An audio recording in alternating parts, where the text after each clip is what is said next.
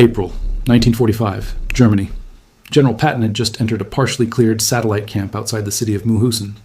The fighting around the camp's outer perimeter had only stopped less than 1 hour earlier. Some of the guards had already escaped. Others had been taken prisoner. One man had not been located until Patton's own column arrived in the central yard.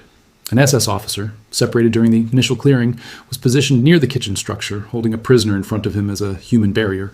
One arm was locked tightly across the man's chest, while a combat knife was pressed flat against his exposed throat. The prisoner could barely remain on his feet. He was being used as protection while the officer slowly moved backward toward a side exit, shouting in German that no one took time to interpret. American troops had their rifles aimed, but no one fired. The angle was unsafe. Any shot would have struck the prisoner directly. Patton stepped out of his vehicle and walked into the open space without raising his voice and without drawing his pistol. He moved forward alone, passing his own men, until he stood about 15 feet from the officer and the knife held at the prisoner's neck.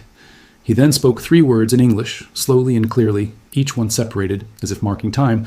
1, 2, 3. The officer did not wait for the final count. This subcamp had operated for roughly 14 months as a labor detachment site. It functioned as a satellite extension tied into nearby industrial production, supporting the regional war effort. The detainees came from occupied regions across Western and Eastern Europe and were cycled through various labor assignments between multiple similar facilities, depending on operational demand. In the final week before the American advance reached the area, senior personnel had largely abandoned the site.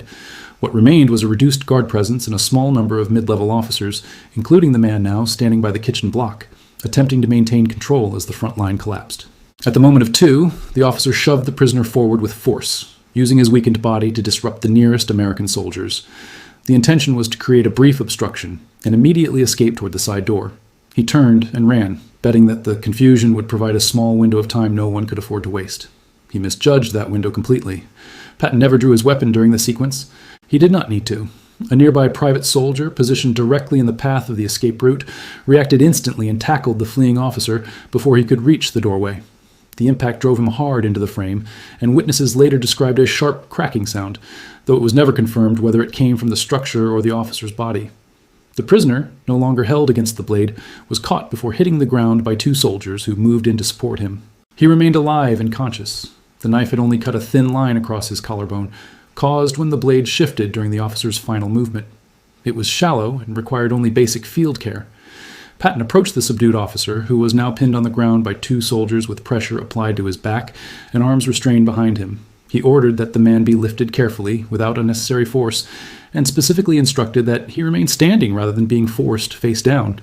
The officer was brought upright between the 2 soldiers. He was breathing heavily, visibly shaken, as the speed of the failed escape became clear. He spoke quickly and with visible anger in German, his words sharp and urgent. An interpreter, already requested by Patton over radio, arrived shortly after and began translating the exchange as it unfolded. Once the translation was fully caught up, the meaning of the officer's words became clear. It was not an explanation. It was a demand. He was insisting that he be handled under formal protections defined by the rules of war, treated as a standard prisoner of combat rather than being processed together with other camp personnel who were now facing stricter examination and potential accountability in the aftermath of liberation. Patton waited until the interpreter finished translating before he responded. "You held a knife against an unarmed man only 30 seconds ago," Patton said. His tone remained controlled, but his voice carried across the yard to everyone present.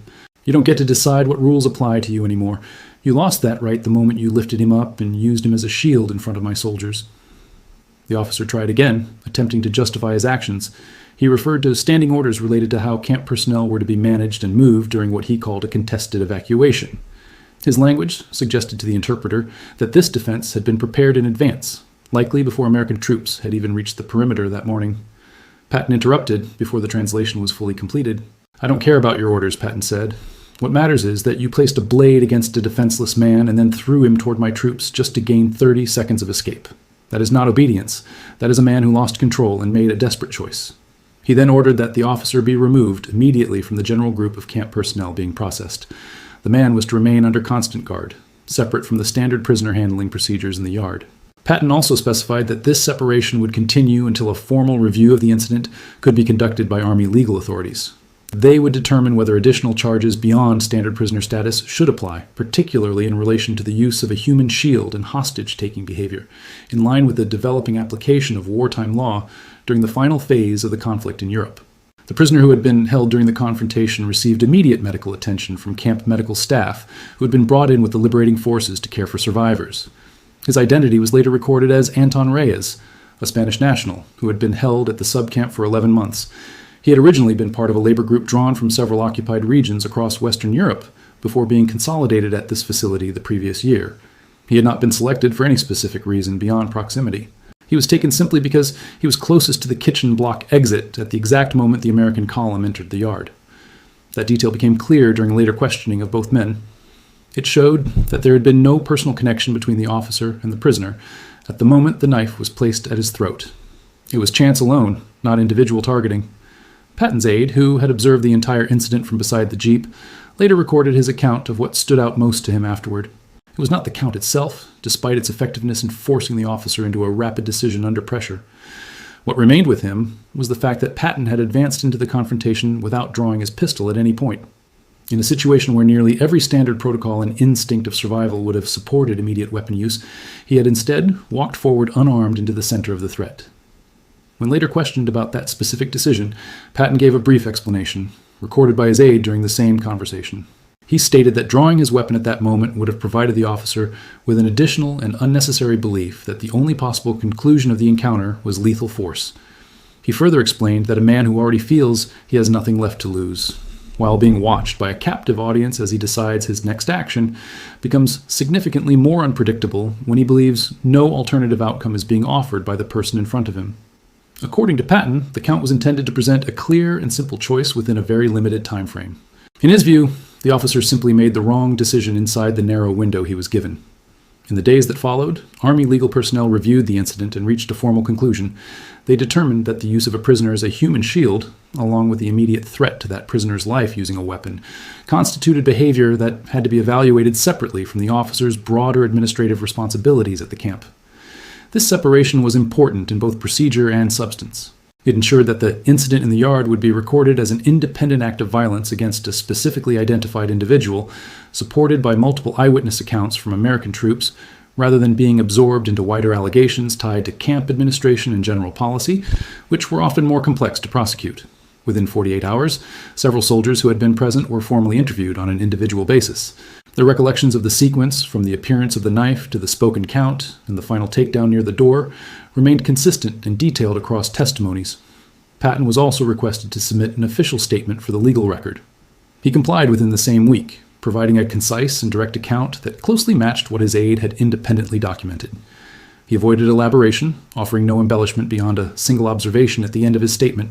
In that remark, he noted that the officer's willingness to place an unarmed prisoner in front of himself indicated how he likely treated those under his authority when no senior American officers were present to observe his actions. The compiled legal file ultimately grew to several dozen pages by the time formal proceedings began later that year. It combined the details of the yard confrontation with additional testimony from surviving laborers regarding conditions and treatment at the subcamp during the months of the officer's control. Investigators highlighted the consistency between the hostage incident and the broader accounts provided by survivors. This alignment significantly strengthened the overall case, particularly because the yard event had been witnessed directly by multiple reliable American soldiers standing close enough to observe every stage clearly. Anton Reyes recovered fully within days. His minor wound, a shallow cut along the collarbone, closed without complications under medical care provided at the camp. He was later repatriated to Spain that summer alongside other liberated laborers from his group.